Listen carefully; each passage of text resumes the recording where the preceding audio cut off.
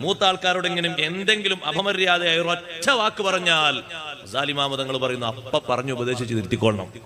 ഒരിക്കൽ വിട്ടുവീഴ്ച കൊടുത്താൽ പിന്നെ അതങ്ങനെ വളർന്ന് വളർന്ന് വളർന്ന് നിയന്ത്രിക്കാൻ കഴിയാത്ത രൂപത്തിലാകും. സ്വന്തം ജേട്ടത്തിയോ അനുജത്തിയോ സ്വന്തം ചേട്ടനെ അനുജനോ പേരെടുത്ത് വിളിക്കുന്ന കേട്ടാ വാപ്പ വിളിക്കണം. ഒരു കാര്യം പറയട്ടെ, അതെന്റെ ആരാ? അത് മൂത്താള്. ഇപ്പൊ എന്താ വിളിച്ചേ? പേരെടുത്തല്ല വിളിച്ചേ. മേലാലങ്ങനെ വിളിക്കരുത്. കാക്കാന്ന് വിളിച്ചാൽ മതി, താത്താന്ന് വിളിച്ചാൽ മതി. ഇനി അങ്ങനെ പേരെടുത്ത് വിളിക്കുന്നത് എന്റെ ശ്രദ്ധയിൽപ്പെട്ടു പോകരുത്. ഒരിക്കലും ഉണ്ടാകരുത്.